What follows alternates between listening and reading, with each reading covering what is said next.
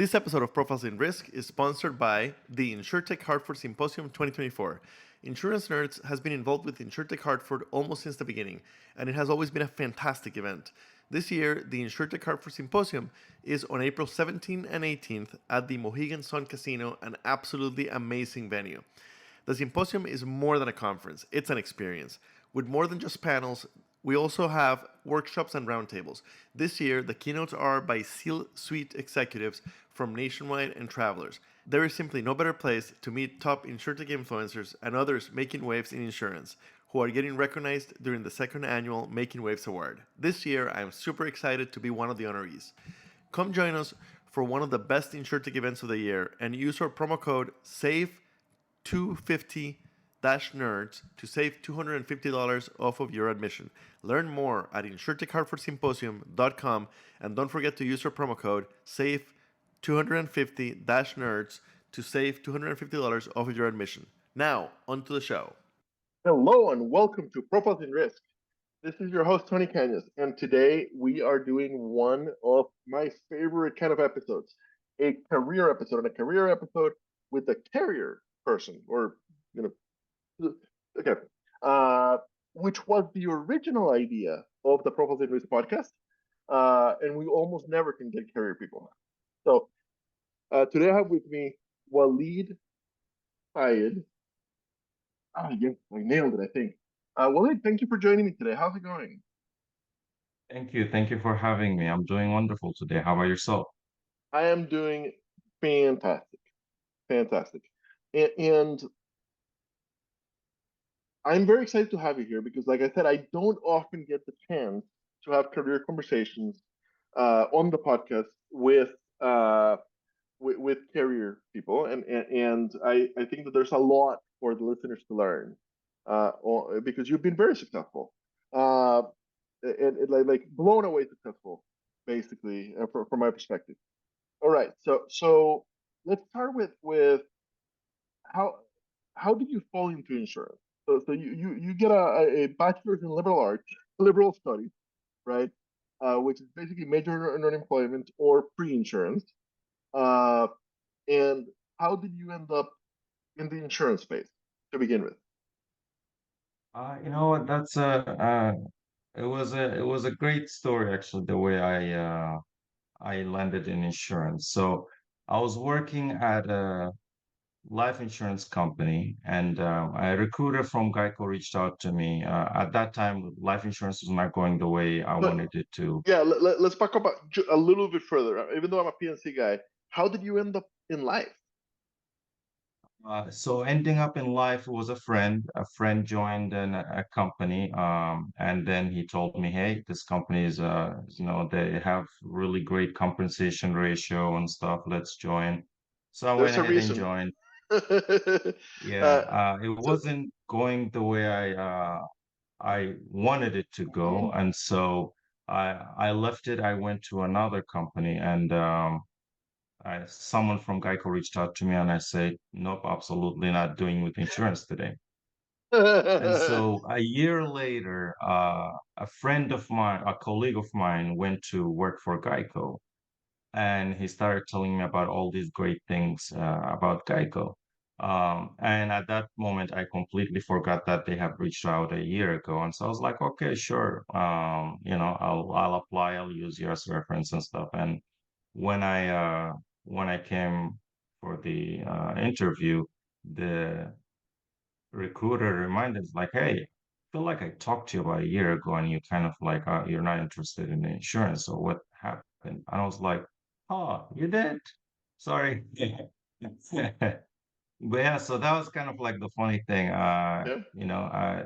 I guess things happen for a reason. And yeah, Hmm. September of 2014, I started my journey with Geico. I did Okay. not expect it would last that long. Okay. Because I was So like, insurance.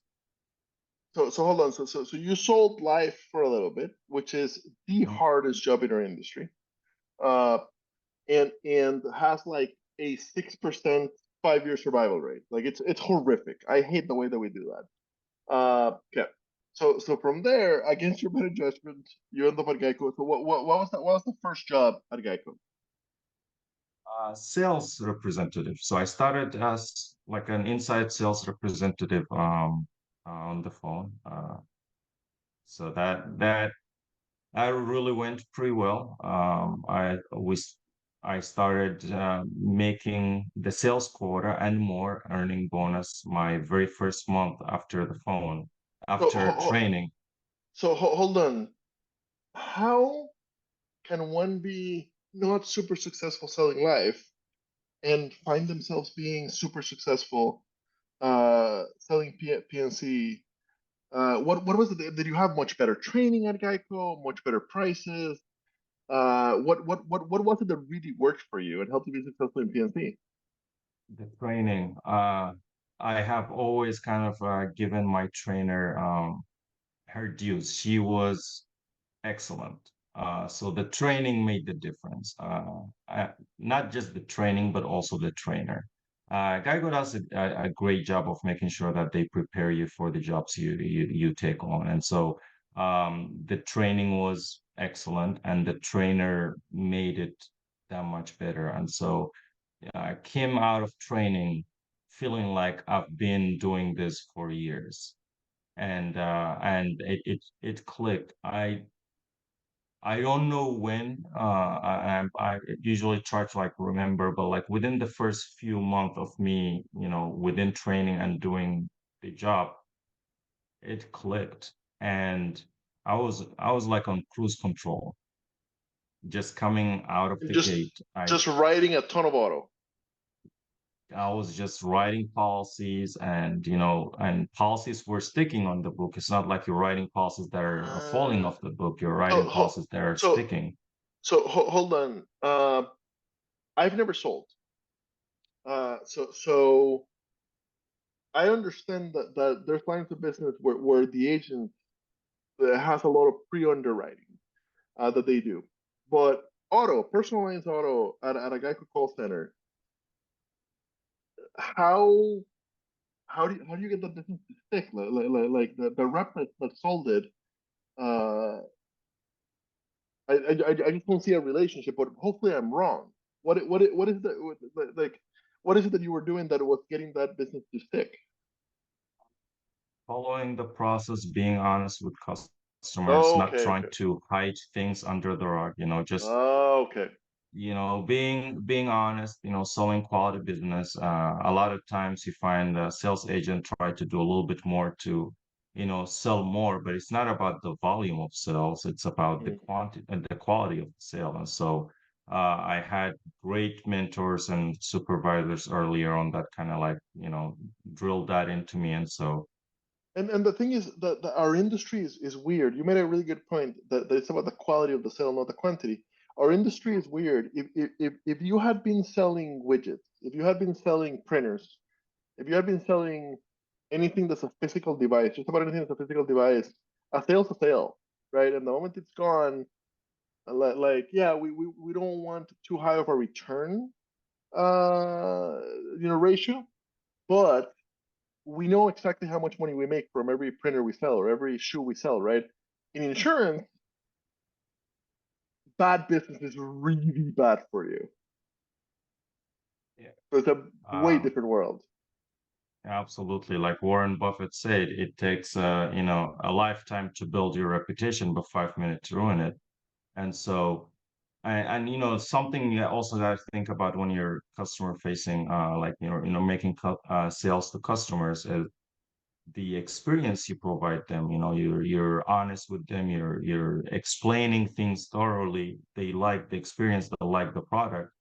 Guess what? They refer their friends. They tell about their experience to their friends. And anyone who goes and tells someone, hey, I got insurance from this company, they're really great, the likelihood of them canceling their policy is almost like it's very slim. And so, not only do you get a policyholder that will stay with you for a very long time, but you also get a policyholder that will refer his friends and family who will end up, being with you for a longer time. So Okay. those are some of the the qualities that management team really kind of like helped me understand at an earlier age. That really helped me.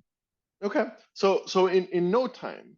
you end up in a supervisory role at Geico. How long was it from like A year finishing later. training? Okay, so basically, you train for I'm gonna get a month, and you're on the phones for like 11 months, and you get promoted to a supervisory level. That is fantastic. Uh, was that common at Geico, or was that just Waleed being a superstar? Uh, Common, not really. But it's doable because I did it. Others have done it as well. Okay. Uh, But it's what was your secret, and what advice do you have for the young Waleed today, sitting in a similar call center in a role where they probably think there's not a lot of upward motion? Uh, what what what was the secret that helped you very my quickly grow? my secret that helped me really in all levels of management and promotions I've received is uh, I remember an AVP gave me this advice earlier on. Be the best you can be in your current role while make sure you have your sights on your next role. And so you want to be the best you can be today, like doing what you're doing, you want to be the best you can be. And so how do you be the best you can be? One, follow the process. The training works, the process works. You follow it, you make it your own, and then you you embrace it. And so a lot of times, it's people get drifted away from a process when it doesn't work or when it becomes challenging. And that is kind of where I just followed it. I followed it, I mastered it, and then I kind of made it my own, and it worked for me. And it's customer service, making sure that people understand what they're getting. And Okay. so I did that. I also helped my team around me because I discovered that not only my results matter, but my team's results matter to put us on the map. And so, as a salesperson, I think that probably something that kind of put me on the radar on management as well. Not only would I, get great results, but also help my teammates get their results as well. And it built credibility for me within the floor. And as an agent, people would come asking me questions when a supervisor was not available. So little things like that kind of helped me understand what I was doing better to have the confidence to help someone else. But not only that, be able to, have someone trust enough to come to this newbie and ask them a question to get the answer to go do their thing. So. Okay. So in those 4 years as a sales leader, uh, so you end up managing a team of 10, number one sales supervisor 2 years in a row for that office, uh, led the department in sales results, and you also built a mentoring program. For how did you end up building the mentoring program? What led to that? Yeah, so mentoring is important, and I've worked with a lot of colleagues who were top performers, and we would, as a sales agent, you would, try and help others, and if someone's struggling on the side, you'd like, hey, come and plug in with me for a little bit, listen to a call. Then as a supervisor, if another supervisor is struggling you're like, hey, here are some things that I do that kind of help. And so try to help someone else perform better. And so what I ended up doing, I don't remember exactly what year it was, but I talked to a few colleagues and we did a mentorship program that did like associates who want to excel and move into prep program associates who wanted to be supervisors, and then supervisors who wanted to perform better. And so we kind of multi-layered it to whereby we paired people with others in the next position that they wanted to get into and really help them just help them understand, what to do, how to do it, and how to improve their results. And so we piloted that with a couple of people, and it turned out great results. And so we presented it to the managers in the department and said, "Hey, I think this is a great program that we want to implement." And they looked at it, they looked at our results, and they said, "This sounds fantastic, and let's go ahead and implement it." And so we implemented it, and until I left the office in 2018, it has yielded some great results, and a lot of people Fantastic. have joined the management team from that pipeline. That is something to be really proud of. In fact, I would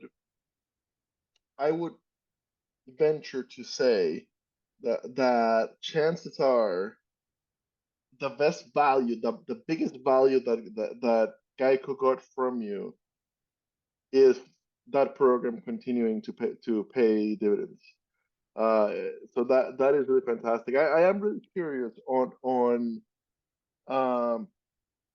so you did kind of a little pilot, and you came in, hey, here's the results. So they're like, yeah, let's go with it. Uh, were you asking for budget in order to run it going, or no? So you were like, uh, all I need is a little bit of Zero time. budget, zero budget involved. It was the budget was the time. We would take top performing people off their phones for about 2 hours a month. Okay, Um, which has a cost to it, but yes, yeah, zero out of pocket cost for the budget, basically, and yeah, the improved result. Okay, yeah. That that's a was win-win. Like a manager, a department VP that says no to that when you come to them with numbers. Here's what we did in this little case study here, this little pilot.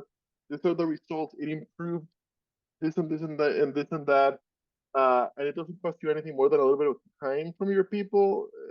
You'd be a moron to say no, right? The ROI is built in. I love that story. Like really, really, really love that story. Uh, so in 2018, you end up transferring from Indianapolis to Virginia Beach within Geico. What led to that, and what was the new role in Virginia Beach? Yeah, so in Indiana, I was a sales supervisor, and I started applying for manager jobs, and I was fortunate enough to get promoted to a sales manager, leading our military operation in Virginia Beach. And so not knowing a single soul in Virginia Beach, I packed up and I was like, let's go. And so I went into Virginia Beach during hurricane season, which was which was fun times. As I was driving there, people were being evacuated in zones, so uh, that was fun. But it was a great experience, just moving from one office to another, and just getting to know people from scratch. Because no one has any idea who I am. All they heard is this hotshot that's coming from another office trying to teach us how to do best. And so, you have others who are excited that you're coming in with great insight from, other areas. And you have others saying, who is this new guy who is going to come and think, who is this guy? So that is where relationship building was a valuable lesson that I learned. By nature, I'm not the most, uh, outspoken person. I don't, share all this information about myself, voluntarily and stuff. And so I found it a little bit difficult to connect with some of the reluctant individuals. And so it kind of taught me how to open up a little bit. It taught me, how to build rapport with different types of people. You would have you're more outgoing people who would just come into your office and, just tell you their life story without you even saying a word. And there's some that and there's some that you have to ask them 2 million questions just to get, a name That's of my a girlfriend. child. Uh, so a quick parenthesis here for the listeners. There is great scientific backing to this whole thing. Basically, I highly recommend taking a look at the DISC profile. And the reason that I recommend it is because it's not a personality test. It's a behavioral profile. And once you learn DISC, you'll be able to diagnose what other people are likely to be based on their behavior.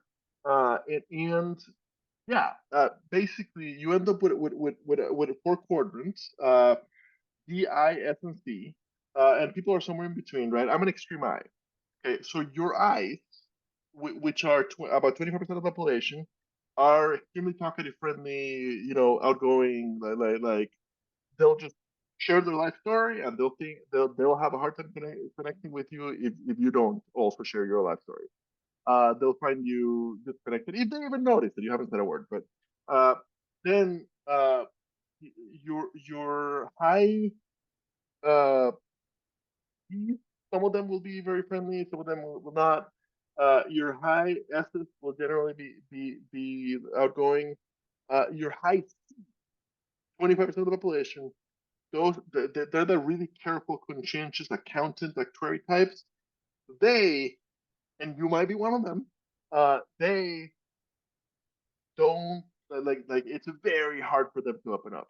But anyway, long story short, you need to learn what you are, and you need to flex to better connect with all four types. And that'll help you be a great manager, says the guy who's never been a manager. Anyway, back to you. Well, yeah, I don't know the disc per se, but there are a lot of training that we got, like the Enneagram type, the characteristics. There are a lot of courses that I took that kind of like teach you a little bit about people traits and how to appeal to someone who has this trait and so forth. And so a lot of those have really helped me connect with people. I And I think that there's great career advice in that. If you are at a large carrier, even if you're at a crappy role or an entry level role at a large carrier, in my case it was Nationwide, in your case Geico, chances are, especially if you're at a big office, chances are they have a whole bunch of training you can sign up for. Go do it all, right? oh, Like sharpen your saw. My approach at Nationwide is exactly that. I took every class I could get into, and I learned a lot. It sounds like you took a very similar approach, and it paid off. Uh, so that's one advantage of a large carrier. So take advantage of that if such a thing, if that's the environment you're in, even if you're not in a job you're already loving. absolutely. That has always been my motivation to help others. And a lot of times we would carve out time of the day to have people enroll in these classes, and so we would have scheduled meetings, for either an hour or so for our management team, our associates to take on these classes, and we even developed curriculums for associate development classes, ADS, and we would have associates who are in each quadrant, whether they're top performers or not, take classes that are more suited to their goals and career objectives as well. And so, Love that. yeah, that's one thing. Love that. Yeah, one thing I definitely did myself, and I made sure that my team did, was take full advantage of all the resources that we were getting, because they don't just apply to work, they apply to life. And it's they're great and they're free.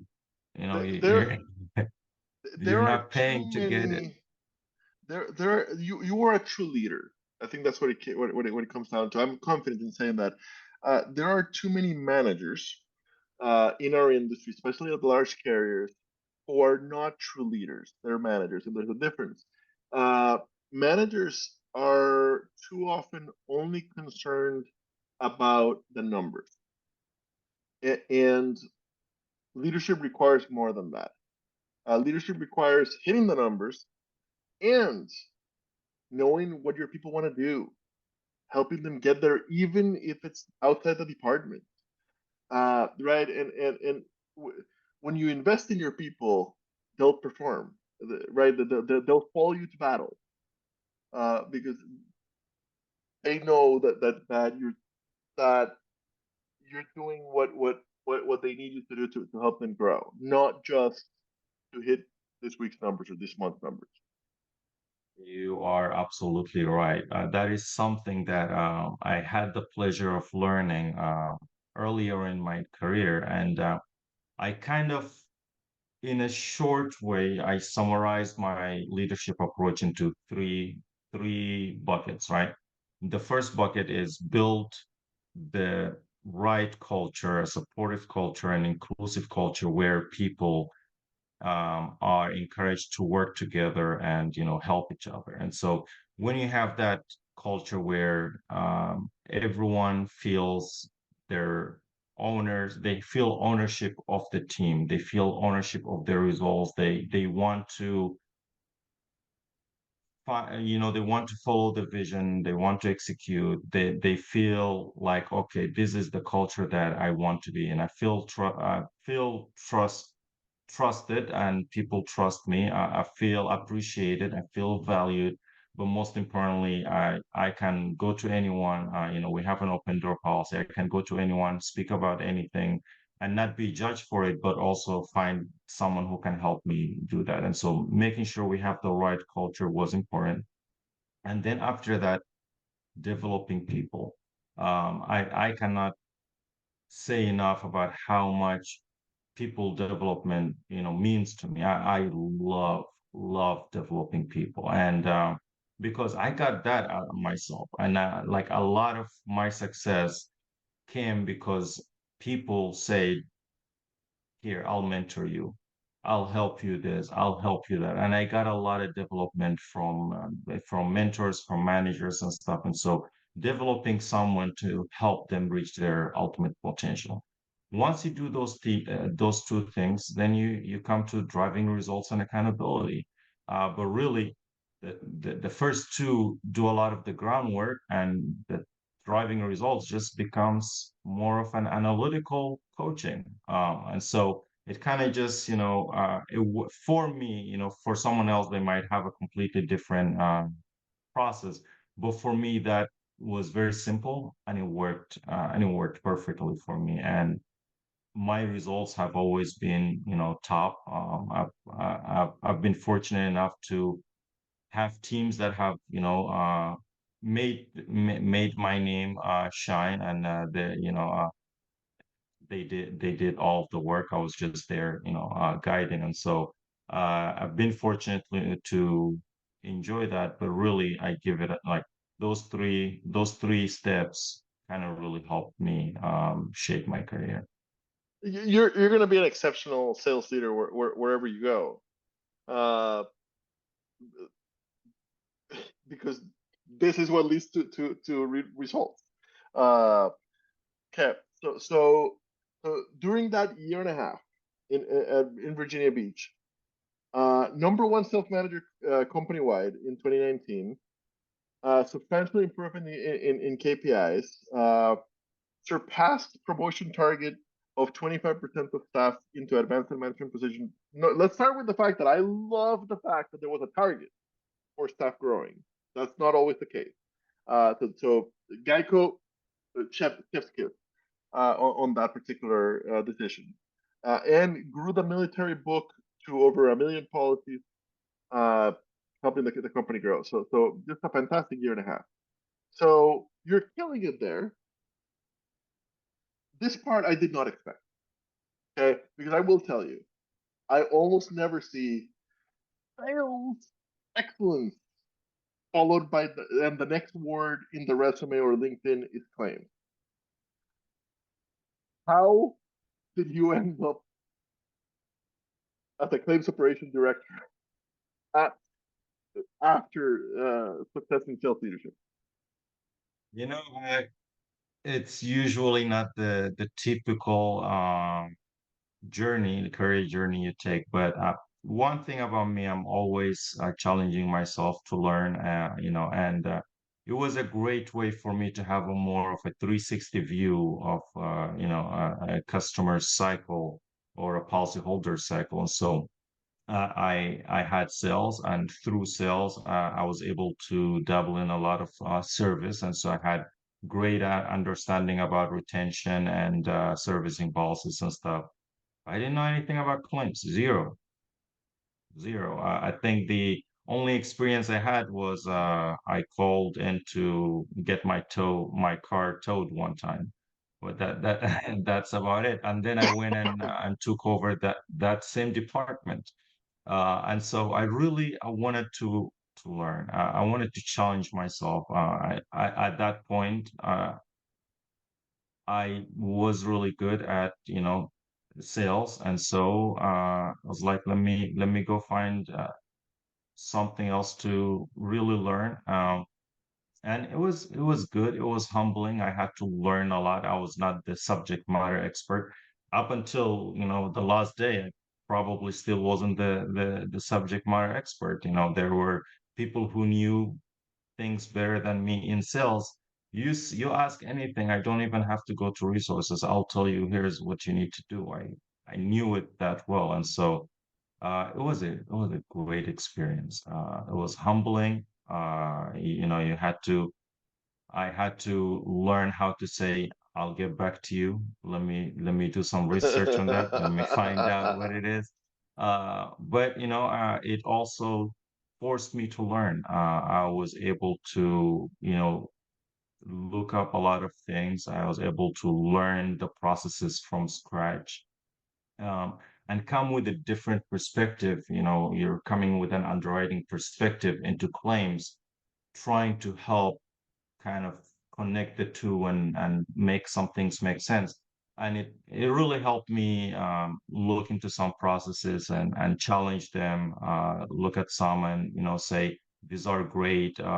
Maybe we can do X, Y, and Z here and stuff. And so you come with that fresh perspective. I think that probably was the thing that I enjoyed the most. You just come in and you help you help wherever is needed.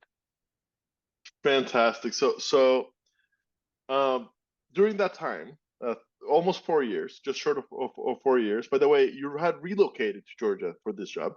Uh, Yes. so second relocation.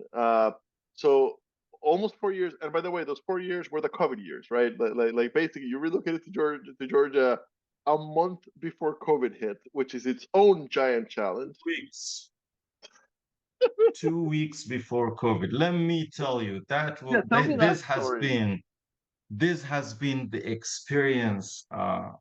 Yeah, I don't even have the words for it. We I came in, I think March 2nd was my first day in the office. Yeah, literally a week and a half. And and 2 weeks later, we are home.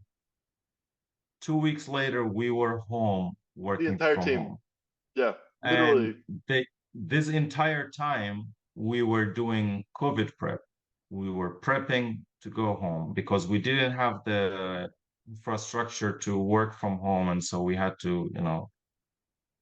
figure all of that out. So, And so basically, hold on. You show up on your first day in this new job, and essentially, and you're the operations guy, and essentially, the first problem is you've got 800 employees who don't even have laptops. yes, we had, I had about between 850 to 900 associates in total reporting under my umbrella at the time. We had to coordinate getting laptops. We had to coordinate figuring out how you're going to sign in into the server from home. just a lot of logistics. It's everything, a lot of training. On top of that, I had about 10 managers who, some of them were not even there. I had a manager who I did not see face to face for like another year and a half.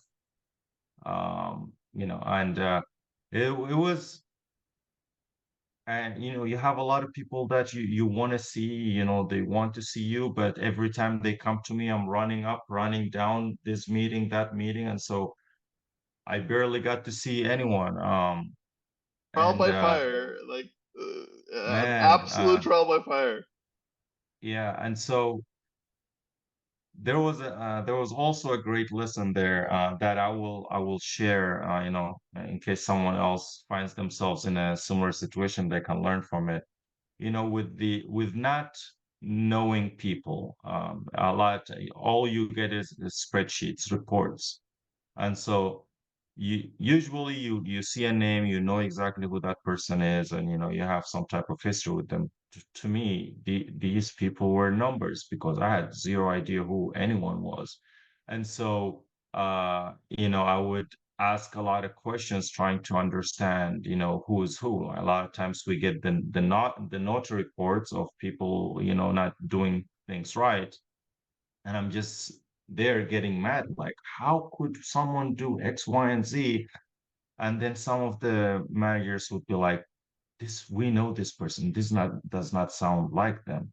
Maybe we need to look into this a little bit further." And so that kind of helps you, like understand these are, whether we're virtual or whether we're home or in the office, these are still, our employees who we should know very well, and that, the circumstances did not allow me to do that before we went.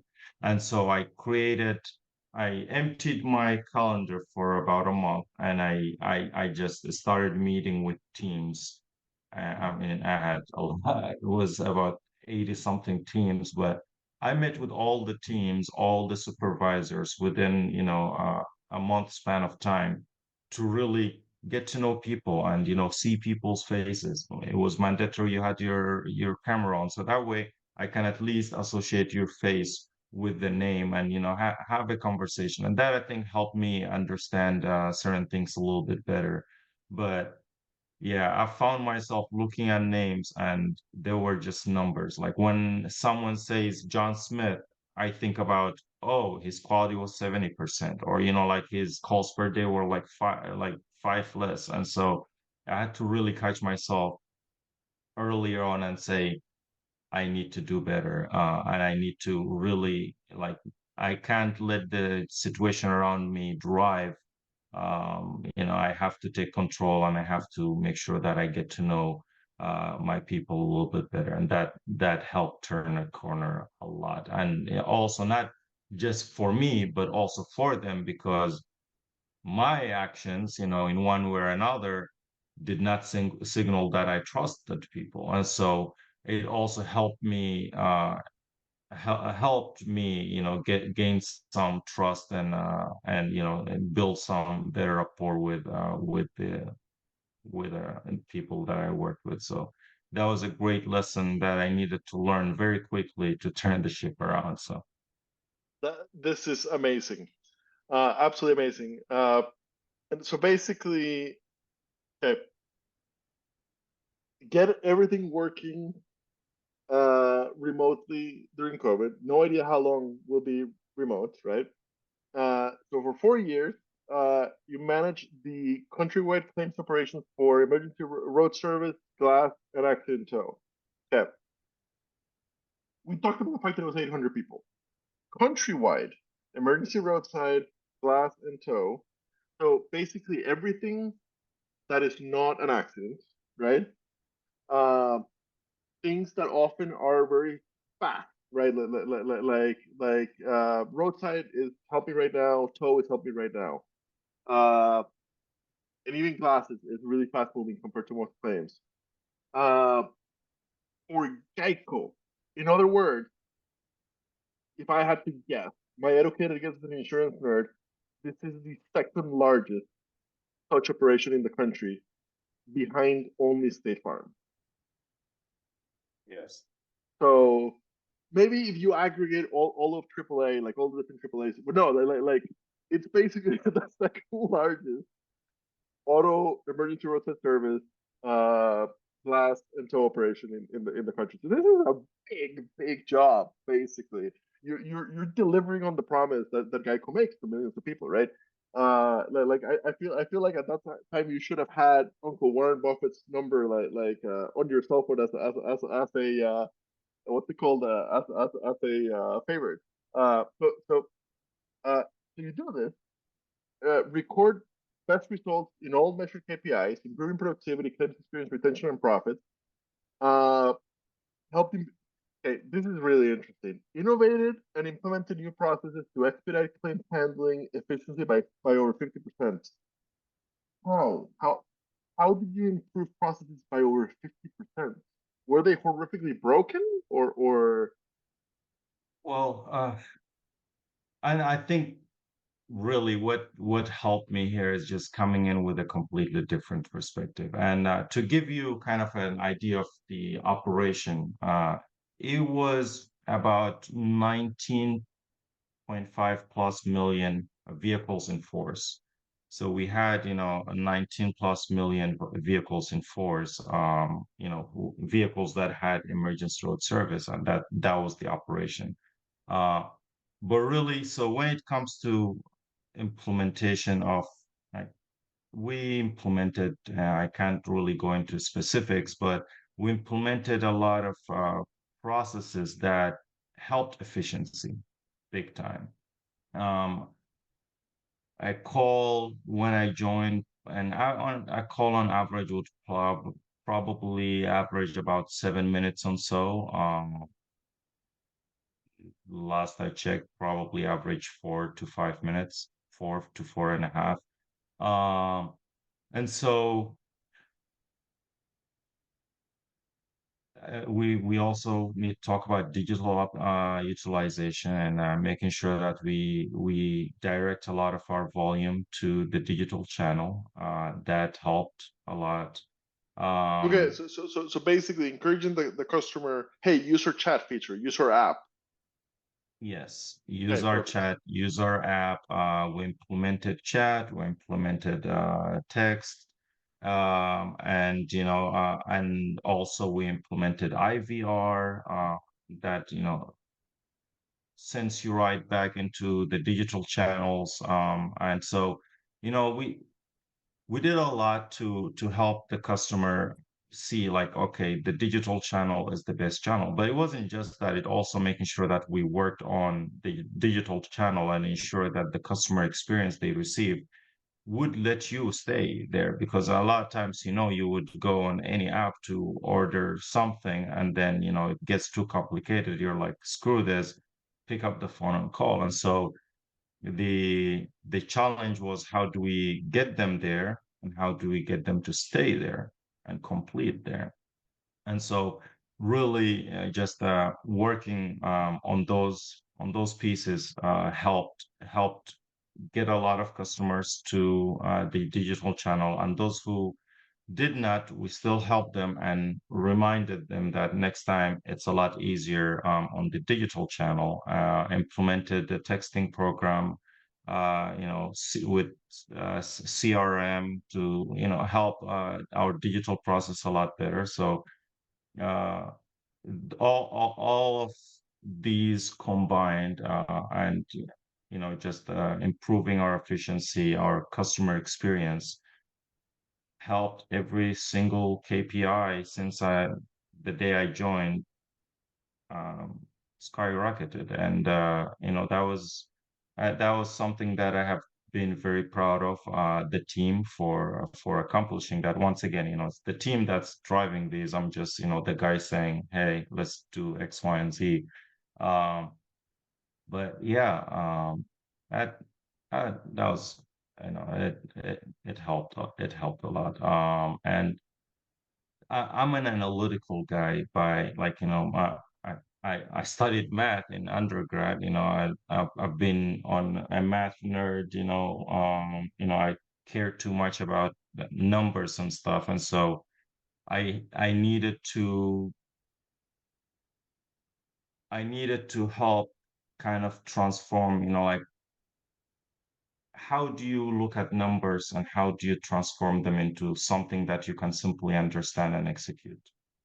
And that really, like, talking about my my career in management, specifically when it comes to driving results, that probably has been my most used skill, is understanding the numbers, but not only just understanding the numbers, is helping someone else see what the numbers really mean. And a lot of times, how do you get to the underlying metrics of the underlying metrics to drive those, and how do you quantify those little things that you can do into actual results? And so really seeing, the results and being able to say, if we do X, Y, and Z, we will be able to drive this metric by this much, this metric by this much. And so that has been, something that has really, really helped throughout my careers. Right. So 9.5 years at Geico. You just departed in December.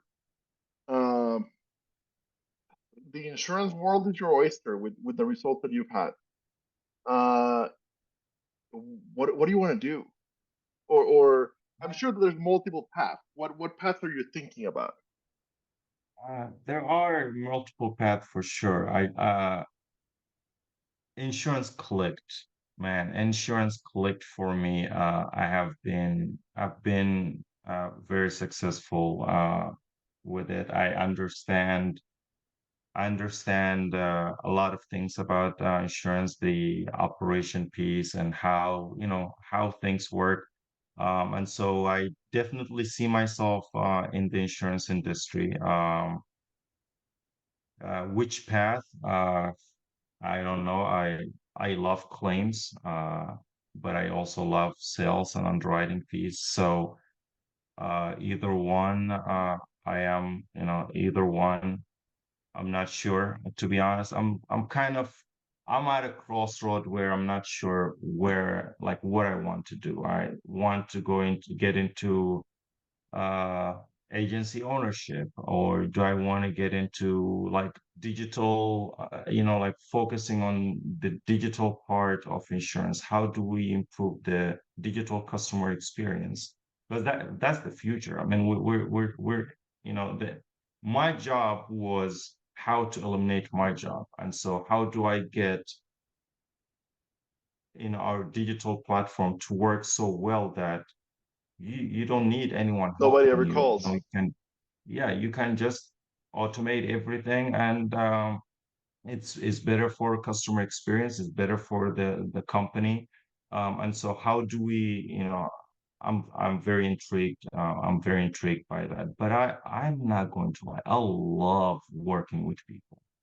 I love working with people. I think working with people probably has been the most satisfying and rewarding part of my job, is just seeing people accomplish their goals.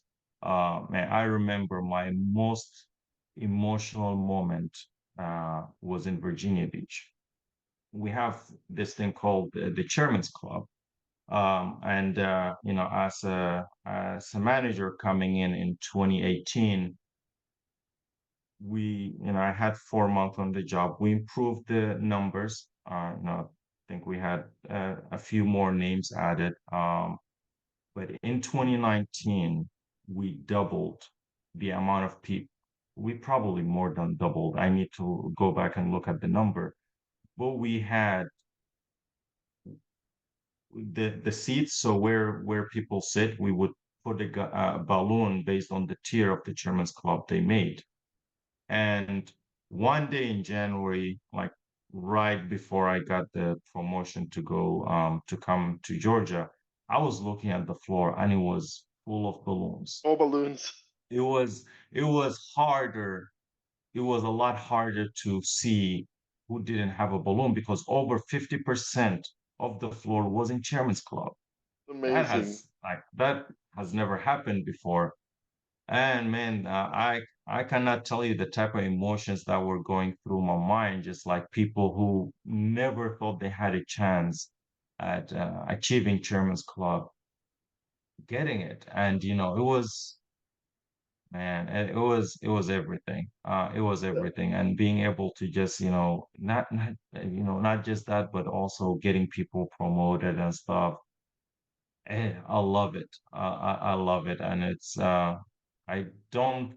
I know one way or another, like as my career progresses, I will get back to that because that's something that I really do enjoy. But yeah, working with people, managing people, that has been the by far the most satisfying part of my journey for sure. So part of me really wants to go like mic drop. Like I really like can't. This is fantastic. But I will kind of close with. It sounds to me like leading sales, leading operations, whether the same whatever type of operations within a carrier, basically anywhere within an insurance operation, whether it's a traditional carrier, agency, brokerage, whatever, or insurtech, where getting the numbers and the people in balance, you're going to be successful doing it. So that is fantastic. For the listeners, if you if you've been listening to this and you run an operation of some sort of insurance and you're like, oh my god, I need somebody like that. Uh, Hopefully you are lucky enough that Waleed is still available. I will do my best to get this published as quickly as possible.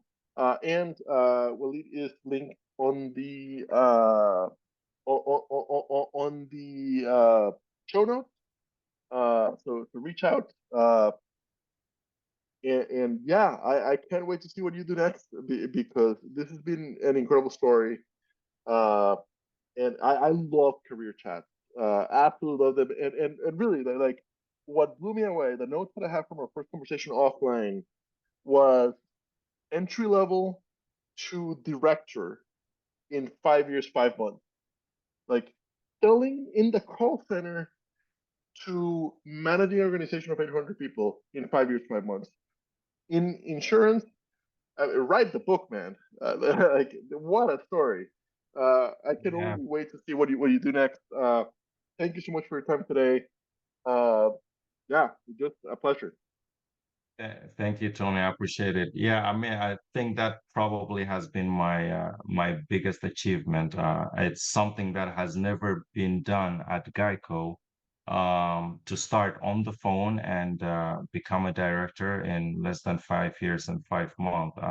It's been done with people who came into some type of management program, but it has never been done from someone who's coming in from a phone job as far as I know, which I definitely did a lot of research to make sure that I know. So it's Well, definitely been a go ahead.